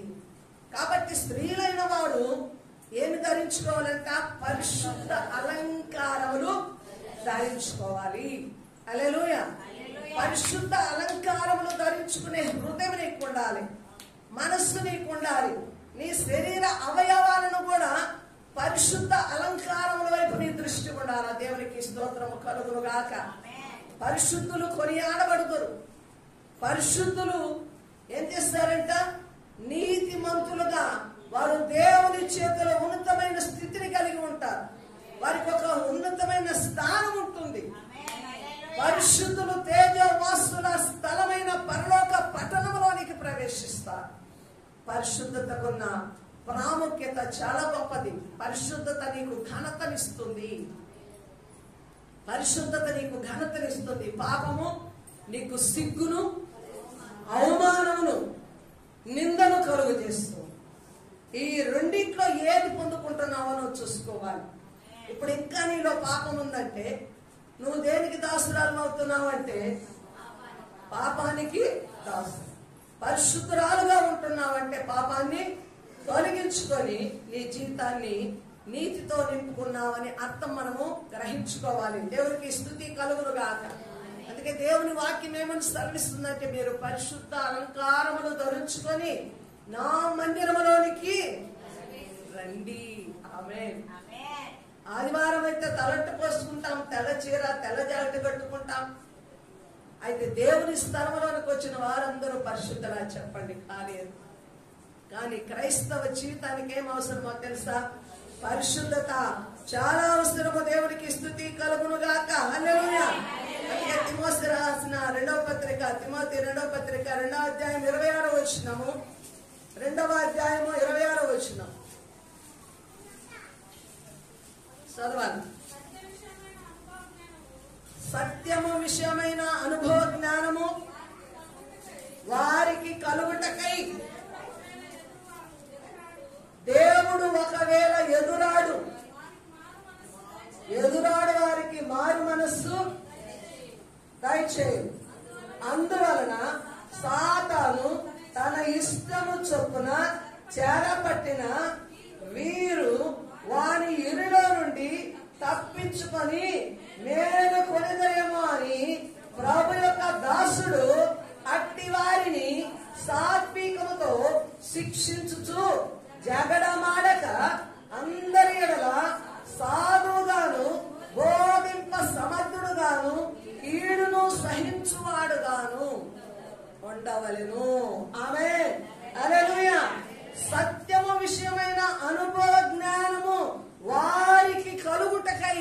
ఎవరికి కలగాలంట? సత్యం విషయమైన అనుభవ జ్ఞానము ఎవరికి కలగాలండి? వారంటే ఎవరు? వాళ్ళు మారు అసత్యమును అనుసరిస్తున్న వారికి సత్యము విషయమైన అనుభవము కలుగ చేయుటకై చూడండి, దేవుడు ఒకవేళ ఎదురాడు వారికి మారు మనస్సు దయచేయును. ఆమేన్. ఇప్పుడు చాలా మంది సత్యమును ఎదురాడుతున్నారు. సత్యం విషయమై వారి హృదయాలను కఠిన పరుచుకుంటున్నారు. అయితే చూడండి, సత్యం విషయమైన అనుభవ జ్ఞానము పొందుకోవడానికి దేవుడు ఏమిచ్చాడంటే ఒక నిర్ణయ సమయాన్ని ఇచ్చాడు. ఆమేన్. వారి ముందు ఉంచి వారు కూడా మారు మనస్సు పొందుకోవడానికి అవకాశము ఇస్తున్నాడు. కాబట్టి ఎందుకు వారు సత్యం విషయంలో తప్పిపోతున్నారంటే చూడండి, ఆ కింద వచనము, సాతాను తన ఇష్టము చొప్పున చేరపట్టిన వీరు. హల్లెలూయా. సత్యం విషయము అంటే దేవుని విషయము. సత్యం అంటే ఏంటి? వాక్యం. వాక్యమే దేవుడు. ఈరోజు క్రీస్తు విషయమై వారికి మారు మనస్సు రాలేదు. సత్యం విషయము గ్రహించుకోలేక, సత్యమును అనుభవించలేక సత్యమును ఎదుర్కొంటున్నారు, ఎదురాడుతున్నారు, తిరస్కరిస్తున్నారు. అనగా వారిలో ఏముందంట? సాతాను వారిని చెరపట్టి తన ఇష్టము చొప్పున మాట్లాడిస్తుంది, తన ఇష్టము చొప్పున ప్రవర్తింప చేస్తుంది. అందుకే మనం చాలా మందిని చూస్తాం, అసలు మీరు మనిషేనా, ఈమె మనిషేనా, ఈమె స్త్రీ అయినా, ఈమె నడకేంది, ఈమె స్టైల్ ఏంది, ఈమె రోడ్లలో నిలబడి ఫోన్ పట్టుకోవడం ఏంది, ఏం మాట్లాడే తీరేంది, అసలు ఈమె స్త్రీ జాతికి చెందిన మనిషి అని ఒక్కొక్కసారి అస్సం చేస్తుంది. ఎవరి వల్ల జరుగుతుంది? అది సాతాను వలన. అది చెరపట్టిందంట అలాంటి మనుష్యులు. చెరపట్టి ఆ ఇరుకులో తన ఇష్టము చొప్పున దాడిస్తుంటే వీళ్ళు బొమ్మల్లాగా ఆడుతూ ఉన్నారు. ఆడించే పని దాని పని, ఆడే పని వీరి పని. కాబట్టి అలాంటి వారికి కూడా దేవుడు ఏం చేస్తున్నాడు? మారు మనస్సును సిద్ధపరుస్తున్నాడు. హల్లెలూయా. కాబట్టి వీరు దాని యురిలో నుండి తప్పించుకొని మేలుకొనుదరేమో. ఫస్ట్ మనం అంశం ఏంటి? లెమోని బలాన్ని ధరించుకొని సుందర వస్త్రాలను ధరించుకో. సిగ్గుపడద్దమ్మా. ఇప్పుడు నువ్వు ఒకవేళ సాతాను చేతిలో ఉన్నావేమో, దాన్ని ఇష్టము చొప్పున నువ్వు కూడా ఆడుతున్నావేమో, అది ఆడించినట్టుగా నువ్వు ఆడుతున్నావేమో. ఈ 3 రోజులు అందరూ వస్తే ఈ మధ్యలో పట్టదు. హల్లెలూయా. ఇప్పుడు అందరూ ఏది ఆడిస్తే పోయారు పొలాలలోకి. 250 వస్తుందిలే, రేపు బావచ్చు. చివరి రోజైనా మా అంశాలు చేస్తారులే. సాతాను ఆడించినట్టు సినిమాల ప్రభావము, సెల్లు ప్రభావము, భర్తను మోసగించే ప్రభావం, బిడ్డలను అన్యాయం చేసే ప్రభావం, ఎయిడ్స్ వాళ్ళతో చచ్చేవాళ్ళు, భర్తలను చంపుకునేవాళ్ళు, బిడ్డలన్నాళ్ళు అడ్డంగా ఉన్నారని బిడ్డలను చంపేవాళ్ళు, కుటుంబాలను పాడు చేసుకునేవారు ఎవరి చేతులు ఉన్నారంటే ఖచ్చితంగా ఇప్పుడు నువ్వు సిగ్గుపడకూడదు. కానీ ఎవరి చేతులు ఉన్నావో గ్రహించుకో. నువ్వు వాడి గురిలో నుంచి తప్పించుకోవడానికి నువ్వు మేలుకోవాలి. నువ్వు మేలుకోవడానికి ఈ ఉపదేశాలు నీకు. ఆమేన్. అందుకే ప్రభుదాసుడు అంటే ఎవరు? సేవకుడు. ప్రభుదాసురాలే అనుకోండి. మీ ముందు ఈ దాసురాలు, ప్రభుదాసురాలు ఏం చేయాలంట చెప్పండి? అట్టి వారిని ఎలాగా? సాత్వికముతో. చెడదానా, నువ్వు మందిరంలో పనికిరావు, నీకు ఇన్ని రోజులు బోధ చేసేది ఏమైపోయిందే నీ తెలివి, ఎట్ట గడ్డి తినావే నువ్వు విశ్వాసిగుండి ఈ పని ఎందుకు చేస్తున్నావే, నువ్వు తగవు క్రైస్తవ సమాజానికి వెళ్ళిపోరకూడదు. ఏం చేయాల సేవకుడు? కన్నీరు కార్చాల. సాత్వికముతో. తల్లి, అమ్మా, నువ్వు దేవుని బిడ్డవు, మరి ఇన్ని దినాలు విశ్వాసాన్ని కాపాడుకున్నావు, ఇప్పుడు ఎందుకు ఇలాగా ఓడిపోయావు? నాకు చాలా బహు దుఃఖం వేస్తుంది. నీ బిడ్డను చెడిపోతే పక్కన కూర్చొని పెట్టుకొని ఎలాగా సాధుగుణంతో సాధుకుంటూ, నాయనా నీ కొరకు మేము ఎంతో ప్రేమిస్తున్నామురా, నీ మీదే ఆశలు పెట్టుకున్నామురా, నువ్వే మా బ్రతుకు, నువ్వే ఇట్లాగైపోతే మేమేమి కావాలని మనం బిడ్డలకు ఎలాగ సాధన చేస్తామో, ఆత్మీయ బిడ్డలకు కూడా మీకు ఆ బోధ అవసరం. అలాగ బోధించాలి.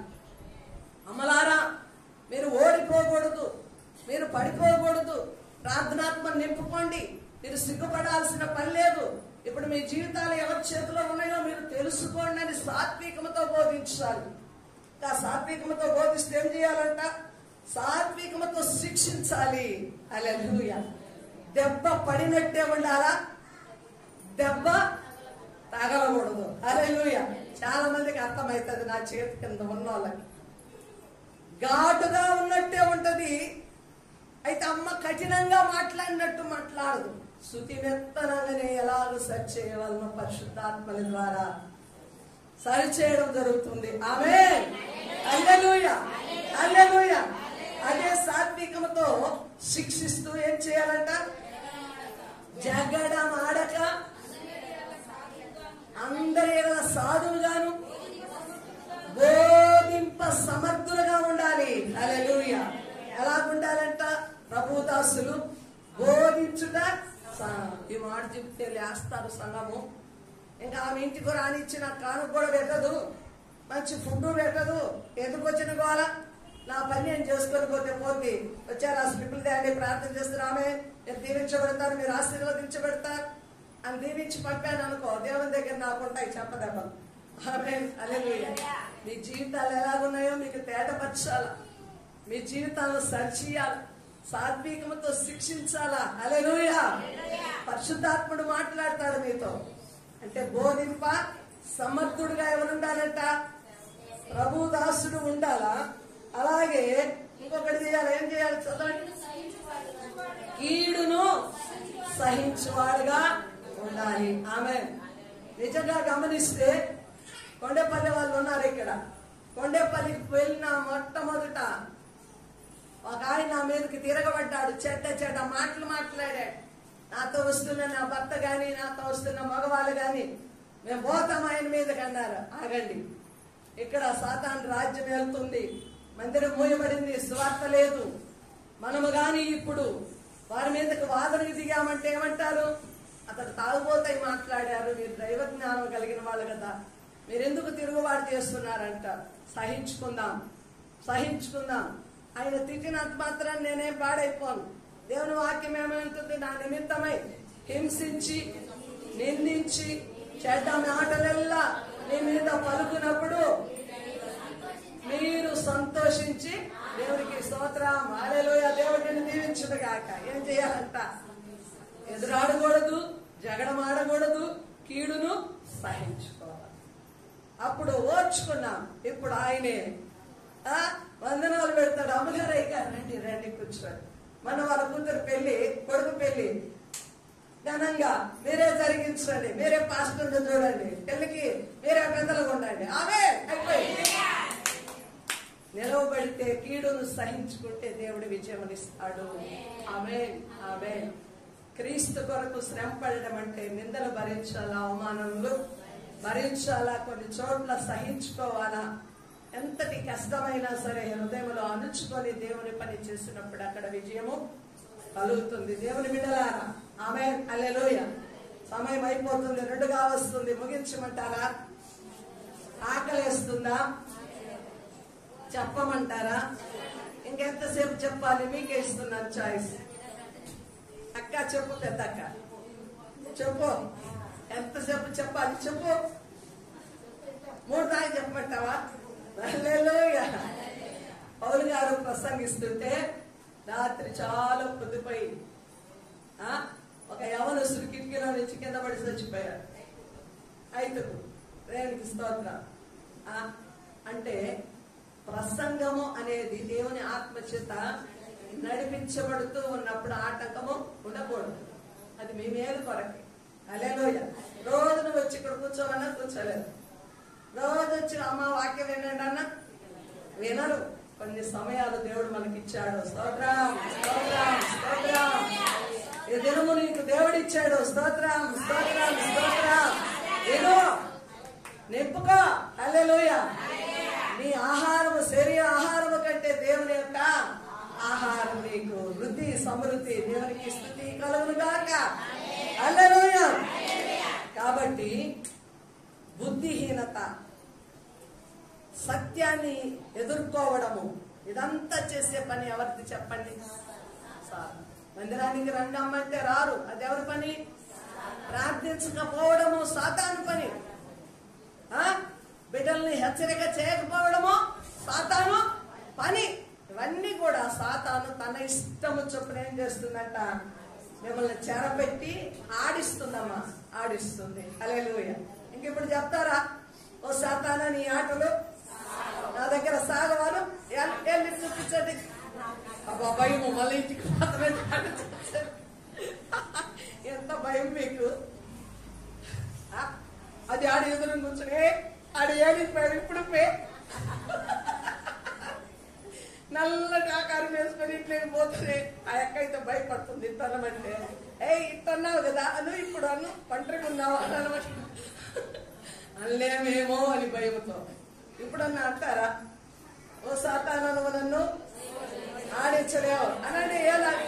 హల్లెలూయా, హల్లెలూయా అనండి ధైర్యంగా. ఏం కాదు. అదే చివరిని కూర్చున్న మరి యొక్క స్తోత్రం అనుకోండి, దేవాస్తోత్రం అనుకోండి. సాతాన్ని వెళ్ళిపోండి. చాలా మందికి భయం సాతాన్ని ఎదిరించాలంటే. అది నిజంగా వండుకున్నప్పుడు మీద చచ్చిపో ఆడాడిచ్చావు, ఏడాడి అమ్మ ఏలని అంటది. మనకి భయపడతాను. ఏం లే, మన సపోర్ట్ ఎవరు చెప్పండి? ఎవరు మన సపోర్ట్? దేవాది దేవుడు. హల్లెలూయా. సత్యము కొరకు నువ్వు నిలబడితే మా రవణమ్మ ఉంది. 5 రోజు వచ్చిందా? ఎక్కడుంది రవణమ్మ? హల్లెలూయా. రవణమ్మ సత్యము కొరకు నిలబడాలంటుంది. ఆమె సాతాను అంటుందంట, ఓ సాతానా నన్ను ఏం చేయలేవు. హల్లెలూయా. దేవుని శక్తిలో ఉన్నా నేను. సాతాను కూడా చెప్తుందంట, అమ్మో ఈమె శక్తి పొందుకుంటుంది, ఇక నేను రాలేను. ఆమె మిమ్మల్ని అందరిని ఎందుకు సాతాను పని చేస్తుంది? బాలింతలు పడిపోయి మైక్ పెడితే ఒక్కొక్కమ్మ మంచాల మీద దొరుకుతా ఉంటుంది. నేనేమన్నా ప్రార్థన చేస్తుంటే ఆడ రగులుతుంటుంది వాళ్ళకి. ఎందుకని? వాళ్ళందరూ సాతాను చేతిలో ఉండాలి. సాతాను చేతిలో ఉన్నారు. వాళ్ళు సాతాను చేతిలో ఉన్నారు. వాళ్ళందరూ కూడా సాతానును ఎదిరించలేక ఇంకా దాన్ని ఇంట్లోనే పెట్టుకున్నారు, ఒంట్లోనే పెట్టుకున్నారు. మీరు అట్లా ఉంటుండే ఛాలెంజ్ కదండి, ఏం కాదు, ధైర్యం తెచ్చుకోండి. హల్లెలూయా. సాతానా నేను ఎదిరిస్తున్నా, నువ్వు నా ఇంటి మీద నా ఒంటిలో ఎక్కడ నువ్వు ఉండలేవు, నన్ను ఆడించలేవు, నన్ను ఆడించలేవు, నువ్వు ఓడిపోతున్నావు. ఆమేన్. మీకు పవర్ రావాలని ప్రయత్నం అంతా, మీకు అర్థం కావాలని ప్రయత్నం అంతా. హల్లెలూయా. మామూలు భాషలో చెప్తే అర్థం కాదు. ఆడించడంటే అప్పుడు మీకు నిద్రపోతుంటాం కిలో తెచ్చిన అని, అప్పుడు కూడా కళ్ళ కూడా ఇట్టాంటావు. ఆమె హల్లెలూయా. దేవునికి స్తోత్రం, స్తోత్రం చెప్పండి. స్తోత్రం. మందిరంలో కూడా విచారంగా, మందిరంలో కూడా నిద్రపోతుడు, మందిరంలో కూడా టైం చూసుకోకూడదు. ఇక్కడ రెట్టింపు బలం తెలాలి. దేవునికి స్తుతి కలుగును గాక. హల్లెలూయా. ఎఫెసీ 2:2 నేను ముగిస్తాను, మిమ్మల్ని సతాయించును. ఎఫెసీ పత్రిక 2వ అధ్యాయం 2వ వచనం. వాటిని చేయించు వాయుమండల సంబంధమైన అధిపతిని, అనగా అవిధేయులైన వారిని ఇప్పుడు ప్రేరేపించు శక్తికి అధిపతిని అనుసరించి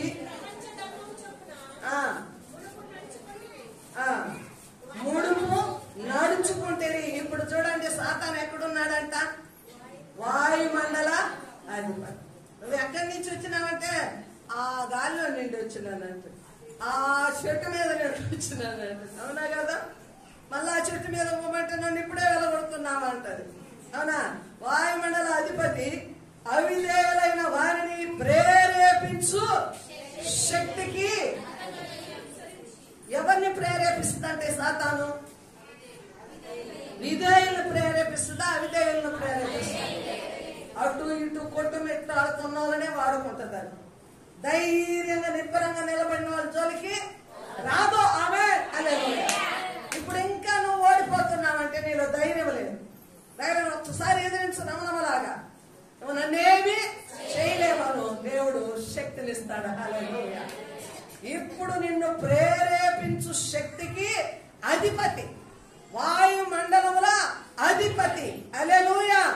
ఇంకా చూడండి, దీనిని అనుసరిస్తూ శరీరము మనస్సును దాని కోరికలను నెరవేర్చుకుంటూ దేనికి పాత్రులు అవుతున్నారంట?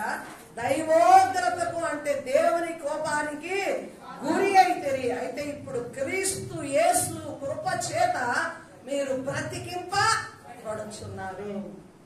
గతములో పాపములో ఉన్నాము, చచ్చిన వారమై ఉన్నాము, అపరాధముల చేత చచ్చిన వారమై ఉన్నాము. ఎందుకని? వాయుమండలముల అధిపతి ఉన్నాడు. వీటినన్నిటినీ, పాపాన్ని, అపరాధమును నీలో ప్రేరేపించే శక్తి ఒకటి ఉంది. నీ మీద అది ఆధిపత్యం చేస్తుంది. దాన్ని నువ్వు అవిధేయత వలన దాన్ని పెట్టుకుంటున్నావు, ఎదిరించలేకపోతున్నావు. దేవునికి విధేయుడైతే నీకు సాతాను లొంగుద్ది. అర్థమైందా? నువ్వు దేవునికి విధేయుడైతే ఎవరిని ఎదిరిస్తావో? సాతాను ఎదిరిస్తావు.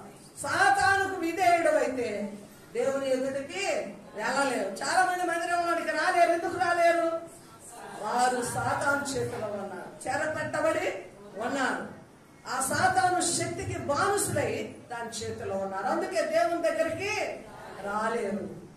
కాబట్టి ఈరోజు మనము కూడా చచ్చిన వారమై ఉండగా దేవుడు ఏం చేశాడు? మనల్ని విడిపించాడు. విడుదల సంవత్సరాన్ని మనకు ప్రకటించాడు. యేసు ప్రభు వారి లోకంలోనికి వచ్చి రక్తము కార్చి నీ పాప జీవితాన్ని విడుదల చేసి ఈరోజు నిన్ను చచ్చిన బ్రతుకులో నుంచి ఏం చేశాడు? ఆయన జీవమునిచ్చి నిన్ను లేపి ఉన్నాడు. హల్లెలూయా. ఇప్పుడు బ్రతికి ఉన్న దానము. దేవునికి స్తోత్రాలు. అంటే మేమందరం సత్యనామా అనుకోవచ్చు, కానీ ఏంటండి? దేవుని యొక్క ఆత్మ లేనివాడు చచ్చిన స్థితిలో ఉన్నాడు. అందుకే మనము బ్రతికియునను చనిపోయిన వారు. దేవుని జీవం మనలో లేకపోతే బ్రతికి ఉన్న సత్యం. దేవుని జీవం ఉంటే నువ్వు ఎలాగుంటావు? శక్తి కలిగి ఉంటావు. దేవుని జీవం ఉంటే సాతాన్ని ఎదిరిస్తావు. దేవుని జీవం ఉంటే ప్రార్థన చేస్తావు. దేవుని కొరకు నిలుస్తావు. ఆమేన్. హల్లెలూయా. కాబట్టి యోహాను సువార్త 8వ అధ్యాయం 32వ వచనం చదువుదాం చివరగా. యోహాను సువార్త 8వ అధ్యాయం 32వ వచనం. అప్పుడు సత్యము మిమ్మలను స్వతంత్రులుగా చేయను. ఎప్పుడు? వాక్యము మీలో నిలిచి ఉన్నప్పుడు. ఆమేన్, హల్లెలూయా. మీరు స్వతంత్రులుగా చేయబడుదురు. దేవునికి స్తోత్రము కలుగును గాక. హల్లెలూయా. గమనించినట్లయితే చూద్దామని. వారు మేము అబ్రహాము సంతానము. 33వ వచనం. మేము ఎన్నడను ఎవరికి దాసులమై ఉండలేదే, మీరు స్వతంత్రులుగా చేయబడతారని ఎలా చెప్తున్నారు? హల్లెలూయా. మేము అబ్రహాము సంతానం అండి. మేము ఎప్పుడు ఎవరికి దాసులు ఉండలేదు. మేము దేవుని వారసులము, దేవుని పిల్లలము. కాబట్టి అన్నప్పుడు ఏమంటున్నాడు? ఆ కింద వచ్చిన చదవండి అమ్మా. అందుకే యేసు పాపము చేయ ప్రతివాడును పాపమునకు దాసుడని మీతో నిశ్చయముగా చెబుతున్నాను, దాసులు ఎల్లప్పుడూ ఇంటిలో నివాసము చేయుడు, కుమారుడు ఎల్లప్పుడూ నివాసము చేయుడు. కుమారుడు మిమ్మల్ని స్వతంత్రులుగా చేసిన యెడల మీరుగా స్వతంత్రులై ఉండరు. ఆమేన్, హల్లెలూయా. ఇప్పుడు మనం తేల్చుకోవాలా, మనం కుమారులు ఉన్నామా? దేవుని కుమార్తెలుగా ఉన్నామా? ఆయన కుమారులు, ఆయన కుమార్తెలైతే ఏమైనా ఉంటారు? నేను ఆయన ఇంటి లేక నువ్వు ధైర్యంగా బ్యాగ్ పట్టుకొని పోతావు, ఫోన్ చేయకుండా అయినా పోతావు. ఎందుకు పోతున్నావు? వారసురాలు, హక్కు ఉంది నీకు. లోనికి ప్రవేశము పర్మిషన్ తీసుకొని వెళ్లాల్సిన లేదు. హల్లెలూయా. ఇప్పుడు మనము కూడా ఆయన బిడలమైతే, అయ్యా నన్ను పరలోకానికి రాణిస్తావా, చోటిస్తావా, వారం తెచ్చయ్యా నువ్వు అడగాల్సిన పనిలే. ఆమేన్. నువ్వు ఇక్కడ చనిపోతే ఆయన వారసురాలుగా ఎక్కడికి వెళ్తావు? ఆయన ఇంటిలో ఎల్లప్పుడూ ఉంటావు. ఆమేన్. కాబట్టి పరలోకపు ఇల్లును మనం స్వతంత్రించుకోవాలంటే ఈ లోకములో ఎవరికి దాసులుగా ఉండకూడదు? పాపానికి, సాతానుకి, దాన్ని ప్రేరేపించే శక్తికి దాసులముగా ఉండగా వాక్యమును తెలుసుకున్నప్పుడు వాక్యము నిన్ను సత్యంలోనికి స్వతంత్రులుగా చేస్తుంది. నువ్వు ఎప్పుడైతే వాక్యాన్ని అంగీకరిస్తావో నువ్వు స్వతంత్రురాలు. ఇప్పుడు నీకు స్వేచ్ఛ. ఒకరి కింద, సాతాను కింద నువ్వు ఉండవు. దేవుని చేతిలోకి వస్తావు. ఆయన కుమారులుగా, కుమార్తెలముగా సర్వ హక్కులు పొందుకున్న వారమై పరలోక రాజ్యంలోనికి ప్రవేశిస్తాం. కాబట్టి అబ్రహాము కుమారులు కదా మేమెప్పుడు మేము పాపం చేశాము, మేము వారసులము కదా అని ఎవరంటున్నారు? యూదులైన వారు యేసు ప్రభువుని అన్నప్పుడు మీరు పాపము నుంచి విడుదల పొందితేనే దేవుని వారసులు. ఆమేన్, హల్లెలూయా. కాబట్టి ఈరోజు మనము స్వాతంత్ర దినోత్సవము చేసుకున్నాం.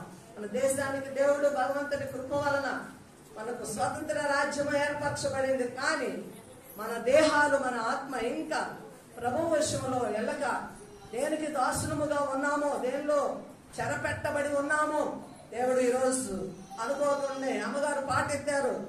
ఆ పాటే ఆరాధనలో మనం పాట పాడే స్తోత్రం చెల్లించాం. లెమ్ము తేజరిల్లము. ఆమేన్, హల్లెలూయా. వాక్యం కూడా ఏమొచ్చింది? లెమ్ము, లేచి నీ బలము ధరించుకో. సీయోను కుమారి, నీ సుందర వస్త్రములను ధరించుకో. నీ మెడకట్లు నువ్వు విప్పుకో. నీ ఇంట అపవిత్రమైంది ఏది ఉండదు. హల్లెలూయా. ఒక స్త్రీ ప్రార్థనా శక్తితో పవిత్రురాలు ఉంటే నీ ఇంట్లో నీ భర్త అపవిత్రుడుగా, పాపిగా, వ్యసనపరుడుగా ఉండడు, మారుస్తాడు ఒకనాటికి. నువ్వు కన్నీరు కాచు, ప్రార్థన చెయ్యి. నీ సమస్యలను దేవుని శ్రద్ధకు ప్రతిదినం ప్రార్థించాలా. హల్లెలూయా. ప్రార్థించేది వారసత్వపు హక్కు. ఆమేన్. స్వతంత్రత కలిగిన హక్కు. ఆమేన్. ఆయన వారసులుగా ప్రార్థించాలా. అనేకుల నిమిత్తం ప్రార్థించాలా. ప్రార్థన అనేది గొప్ప వరం అండి, భాగ్యం అండి. హల్లెలూయా. దానికోసము మనము జీవితాలను అర్పించి పొందుకోవాలా. అందరి నిమిత్తం ప్రార్థన చేయాలంటే మన అర్పణ జరగాల. యేసు ప్రభు వారు కూడా మన అందరి నిమిత్తం విజ్ఞాపన చేస్తున్నాడంటే ఆయన ప్రాణాన్ని అర్పణగా పోశాడు. అని జీవితం కూడా త్యాగంగా మారాలి. స్త్రీకి ఆ పట్టుదల ఉంటుంది. మీరు ఏదైనా సాధించగలరు. ఈ లోక సంబంధంగా ఒక పనిని సక్సెస్ చేసుకుని నీ వల్ల కాలే, నేను చేసిన కదా, యజబేలు చేసిందా? అట్టాకి చేయి బాక. యజబేల్ చేసి ఏం చేసింది? నువ్వు ఎందుకట్ట మూతి ముడుచు కూర్చున్నా? నా చేతిలోకి తీసుకొని నేనే ఆ ద్రాక్ష తోటను నీకు ఇస్తాను. ఆమె ఈ లోకపు ఛాలెంజ్లు ఎన్నో నువ్వు చేసి నీ భర్త దగ్గర ఒక ధీటుగా నిలిచావేమో, కానీ ప్రార్థనను ఒక ఛాలెంజ్ గా తీసుకో. దేవునికి స్తోత్రం. గుడారంలో ఎల్లప్పుడూ ప్రార్థన చేయాలా? చేస్తారా? ఆ కమిట్మెంట్కి వస్తారా? ఆ తీర్మానానికి వస్తారా? ఒప్పుదలకు వస్తారా? వస్తావా తల్లి? ఎందుకు నవ్వుతావు? నవ్వకూడదు. గ్రహించుకోవాలా. ప్రార్థన చేయి. వచ్చిరాన్న ప్రార్థనతో స్టార్ట్ చేయి. నీకు తెలుసో తెలియదు, ఇక్కడ స్టార్టింగ్ లో హిందువులు చాలా మంది హిందువులుగా వచ్చిన వాళ్ళకి ప్రార్థన తెలియదు. విజ్ఞాపన ప్రార్థనలు బుధవారం కూడికలలో 2-3 అంశాలు ఇచ్చి వాళ్ళ ప్రార్థన చేయమంటే ఇప్పుడు మైక్ చేతికి ఇస్తే గంటలు చేసేస్తాను. అవునా కాదా? ఆశ్చర్యపడే ప్రార్థనలు. వారు దేవుని నామాలు స్తుతిస్తుంటే అనసూయమ్మ గారు ఉన్నారు ఈడ, అమూల్యమ్మ గారు బాప్తిస్ట్, ఆమె ఎంత ప్రార్థన చేస్తారు. అవునా? లక్ష్మీదేవి గారు ఉన్నారు, ఆమె ఎంత ప్రార్థన చేస్తారు. చూడండి, వాళ్ళకి ప్రార్థన రాదు, కానీ స్టార్టింగ్ లో భయము పెరిగితనం ఉంది, కానీ ఇప్పుడు వాళ్ళు బలమైన ప్రార్థన శక్తితో నింపబడ్డారు. ఆమె సిగ్గుపడకూడదు, భయపడకూడదు. నీ ఇంట్లో మొట్టమొదటిగా కొద్ది ప్రార్థన అలవాటు చేసుకో. దేవునితో సహవాసం చేయడం నేర్చుకో. నీ జీవితం మార్చబడుతుంది, నీ కుటుంబం మార్చబడుతుంది. నీవే నీ ప్రాంతానికి ఒక వెలుగుగా దేవుడు తయారు చేస్తాడు. ఆమె ఈరోజు మీ మధ్యలో అమ్మగారు ఉన్నారంటే, గతంలో కడపలో ఉన్నప్పుడు ప్రతి శుక్రవారం నేను 10 సంవత్సరాలు ఉపవాసం ఉండి వ్యక్తిగతంగా 4 గోళ్ల మధ్య ప్రార్థన చేసుకునేదాన్ని. ఆ ప్రార్థన బలమే ఇప్పుడు మీ అందరి మధ్య ఒక సేవకురాలుగా నిలవబెట్టింది. ఆమె ప్రార్థన వలన కట్టబడింది. అది పడిపోదు, అది నశించిపోదు, అది చిగురిస్తుంది, అది స్థిరపరచబడుతుంది, అది బలమైనదిగా ఉంటది. ఆమె కాబట్టి మీరందరూ ప్రార్థించే స్త్రీలుగా ఉండి మీరు స్వతంత్రులై మీ కుటుంబాన్ని కూడా స్వతంత్రులుగా చేసుకుని పాపమునకు సాతానికి దాసులుగా ఉండకుండా నీతికి మీ అవయవాలను మీ జీవితాన్ని అప్పగించుకొని నిత్యమైన స్వాతంత్ర్యం. హల్లెలూయా. మనకు దేవుడిచ్చేది ఏంటి? నిత్యమైన స్వాతంత్ర్యం మనం అందరం పొందుకుందుగాక. ఆమె తలలో వచ్చండి, ప్రతి ప్రార్థన చేస్తాం. మహిమ కలిగిన తండ్రి, నీ వందనములు. నీ కృపను బట్టి నీ బిడ్డలందరితో మీరు మాట్లాడారు ప్రభువా. నీ చిత్తమును మీరు జరిగించారు దేవా, నీకు స్తోత్రములు. నిన్న ప్రతి మాటను బట్టి నీకు వందనాలు చెల్లిస్తున్నాం. నీ దాసురాలైనా నన్ను బలపరిచినందుకు వందనాలు తండ్రి, వందనాలయ్యా. నీ కృపా సత్యములు ఈ స్థలం అంతా సంచరింప చేశారు. బిడలో ఆశతో వచ్చారు ప్రభువా. వీరి ప్రాణములను మీరు తెప్పరెవ చేసినందుకై స్తుతి కలుగును గాక. రాజా, ఈ కూడికలను ఇంకా బలపరచమని ప్రార్థిస్తున్నాం. నిజమైన శక్తితో ప్రతి స్త్రీ అలంకరించబడును గాక, బలము ధరించుకొనును గాక. కుటుంబాలకు దీవెనకరంగా ప్రతి స్త్రీని మీరు బలపరచుదురు గాక.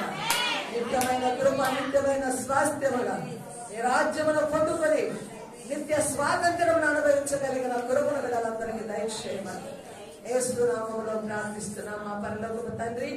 ఆమేన్.